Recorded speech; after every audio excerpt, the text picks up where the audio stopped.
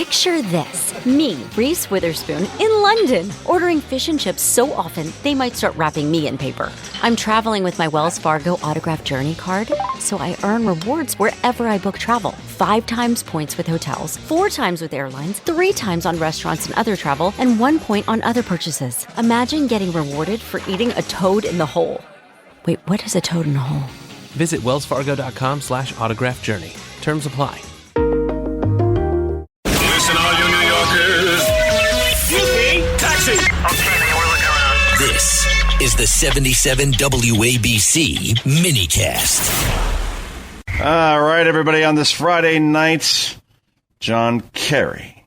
He's back in the news. This guy ran for president in 2004, came within one state of winning that election. Ohio, it came down to. Yeah, different world, right? Because Ohio's is as deep red as Alabama at this point. But Kerry just lost that state to George W. Bush. Bush ends up serving 2 terms. But, man, when you listen to Kerry now, when we had back-to-back Al Gore, John Kerry, these people were climate alarmists like we have never heard before. And sure enough, here is Kerry, because I guess, CNN loves the whole climate crisis thing, put him on the air with Christiane Amanpour. Yes, she's a very serious journalist, talking to Kerry about climate change, which, again, this is 2026, right? And Kerry has been talking about this forever. Let's play cut number 1. Then we're going to play, John Kerry from 2009. That would make that 17 years ago. It's the same script. It's the same sheet of music over and over again. First, cut 1, go. Well, right now, as I sit here, parts of the earth are sort of blowing up and burning up at the same time. Oh, no. And it appears as if the administration is willing to ignore science, ignore facts, the facts on the ground, for the way people are being impacted all around the world. Oh. Okay. So the earth is burning up, John Kerry says. This is 1 day ago. Let's go back 17 years to 2009, the year before I got married. And again, it's my anniversary. Thank you. Appreciate that. Taking the wife out for a very, very nice dinner over the weekend. She will be appreciative, I would think. Anyway, here's John Kerry in 2009 talking about how the Arctic will be ice-free by 2014. Except that never really happened, did it? Well, anyway, let's play the clip. Cut number 2, go.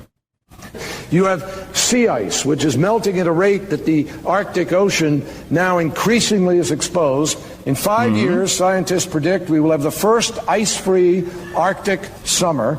That exposes more ocean to sunlight. Ocean is dark. It consumes more of the heat from the sunlight, which then accelerates the rate of the melting and warming rather than the ice sheet and the snow that used to reflect it back up into the atmosphere. Oh, okay. Well, let's see. 5 years from 2009 is 2014. That's 12 years ago. And the Arctic still has ice. As a matter of fact, the Arctic has more ice now than it did in 2009. I can't even get... I don't know. I'm choking on my own rage here. I'm sorry about this. But these people want to spend trillions of dollars to fight something that does not exist. Is the Earth getting warmer a little bit? Yes. Absolutely. I'm not going to deny that. But at the same time, what humans do in terms of spending from a government perspective, as far as fighting this, is nonsense. Trillions of dollars for what? It's going to stop hurricanes. It's going to stop all these things from affecting our country. Of course not. It's the way things work in terms of Mother Nature. Again, Kerry could have been president of the United States. Al Gore could have been president. AOC wants to be president, maybe. And they will spend trillions of dollars, and it won't make one bit of difference. That we do know. Meanwhile, this is great. So Johnny from the Jesse Waters show, he's like the new Jesse, right? This guy does man on the street interviews and does a great job with it because you got to be fearless in these situations, right? And you can't argue with these people. Just ask the question and then let the answer speak for itself. Now, all that said, here's Johnny in Chicago, the Obama Library, $850 million to build the ugliest, by far, building we have ever seen on planet Earth. And he asks people that are attending the Obama Library, and there weren't a lot out there. I mean, you see it. It's not exactly a Beatles concert back in the 1960s at Shea Stadium. He's asking these attendees, what was Barack Obama's greatest accomplishment? And here's your answer in cut number 5. Go. Been Obama's greatest accomplishment? Right now, it's, I can't remember. It was just a lot. I can't think, man. Get me off guard. Somebody help me out. I'm going to have to say just being there. Being black. Staying black. Huh? So his greatest accomplishment was being black. Okay, first black president. But again, do we really grade people on the color of their skin or on their performance, content of their character? And the fact that $850 million went into this library, when you see what's going on in Chicago, when you see that this is a great city, I swear it's my favorite city. It really is, right?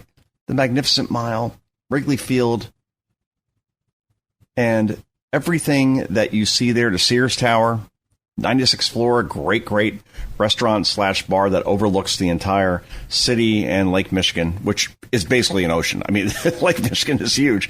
It's such a great city, and it's been destroyed. And Barack Obama could have taken that money.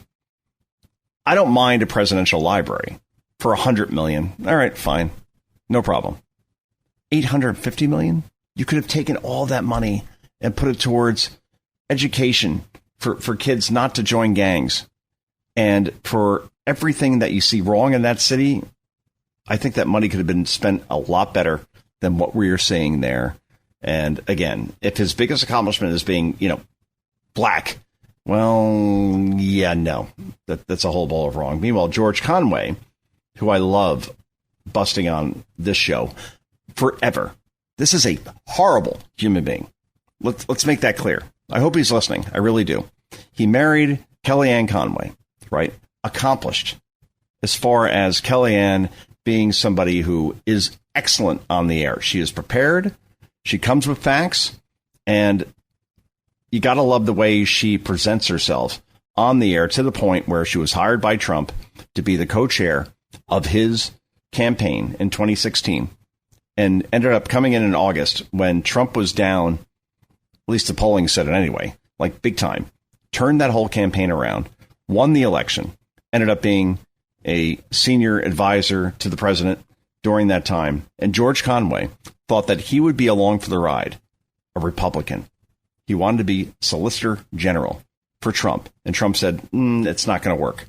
And then Conway goes nuts. And ever since then, we're talking now 9 years. We're on Twitter, X, any social media outlet. This guy, dozens of times a day, it's his only focus is taking out Trump, impeaching Trump, removing Trump, all these things. Well, he spent $6 million on his campaign to be a congressman from NY12, that district. And he got 5,000 votes, which doesn't win you that election, considering that the winner got about 40,000 votes more. Whoops. So $6 million for 5,000 votes, doing the math here, that's $1,500 per vote this freak spent on. He ended up losing. And here's cut number 8, just a little flashback on George Conway and what he was running on and what the return on investment was. Cut number 8, go. Hi, Donald. It's me, George Conway. I cost you $88 million, and I've only just gotten started. I know you like putting your name on everything, from your plane to the Kennedy Center. Sorry about that. But the only thing your name is going to be left on when I'm done with you is the orange jumpsuit you're going to have to wear in prison. And you see that building back there? That's where we're going to hold your third and final impeachment trial. The one that's going to put you away for good. and I'm going to enjoy every minute of that. We've got a lot of serious problems in this country, including and especially the price of gas, which is hitting $6 a gallon in some places. No, it's not. And that's all because of you, Donald Trump. But we can't fix those problems until we impeach you and convict you. And that's why I'm running for Congress, and you are going to regret that. Oh. I'm George Conway, and I approve this message. I'm sure you do, George. Well, how's that going? Let's see. $6 million of his own money spent, 5,000 votes, $1,500 per vote. Oh, by the way, price of gas, $6 a gallon? This guy just totally and completely lies. I saw today in New Jersey, at my gas station here in Wyckoff, New Jersey, $3.71 per gallon. It was over $4 a couple weeks ago. Now it's coming down big time. And obviously oil down to $70. It was well over 100 during the Iran war. This thing is done. Meanwhile, just to give you a quick breaking news story. The U.S. military has struck missile and drone sites in Iran. U.S. Central Command says the attacks were in retaliation for an Iranian drone strike on the commercial vessel in the Strait of Hormuz on Thursday. Okay, so again, Iran keeps playing games, and we will not play games. We will fire back and destroy everything that Iran thinks that it has power over, and that's just the way that's going to go, unlike other presidents in the past. Okay, before we go to break, I can't get over this. Tom Tillis, who is a senator of North Carolina, which is quite the purple state, right? It's more red than purple. Trump won it 1, 2, 3 times. And now Tillis is saying that because he's on the way out the door and hates Trump. So therefore, he's going to be like the Thomas Massie of the Senate. He will not vote for the SAVE Act, Save America Act, because it won't be implemented in time for the election. Well, okay, so just vote for it anyway. So at least by 2028, we have a fair election. So this argument makes zero sense, but we're going to play it anyway. Cut number 14, go. What's your objection with the Save America Act? It's quite simple. It's a math problem. We simply don't have the votes, and the Save America Act will not be implemented in time for this election. Anybody that knows anything about election law understands that, and the reason I do is I passed. So vote for it anyway, Speaker of the House. And if anybody thinks that you're going to implement something as expansive as the SAVE Act in 2 months, see, everybody's talking about November, right? Okay, that's 5 months away. But people will be doing some early voting. People will have with registrations. Does any rational person who's ever had any experience with implementing election law really think that it's possible to have all that in place in time for this election and not be disruptive? And incidentally, it doesn't matter. It's an unfunded mandate that has $0 for implementation. So I would ask anybody who actually understands how to pass laws, implement them, and have them in place at the level that they need to be to ensure the integrity of elections, how absurd is it to think that could be done by November? Who cares? I mean, I get it. In terms of the midterms, you want those to be as fair as possible, but you still vote for it. If that's your reason, Tom Tillis, it's stupid. And maybe it can be implemented before then. But if not, then at least for 2028, we have a SAVE Act, which it's very, very simple. If you want to vote in this country, you prove that you're an American citizen through real ID, through a birth certificate, through a passport, through whatever. You pass this thing, and then maybe we have fair elections where we don't have dead people voting, illegals voting. Again, when people say that, oh, well, you know, not a lot of illegals vote in this country, it's not a big problem. In districts where we have elections decided by less than 1 percentage point, and we've seen that over and over again, especially in midterms, it does matter. So vote for it. If your reason is that it won't be implemented in time, well, vote for it anyway. This isn't very hard, I would think. Anyway, this is Joe Concha. This is the Joe Concha Show. We'll wrap this puppy up in just a moment.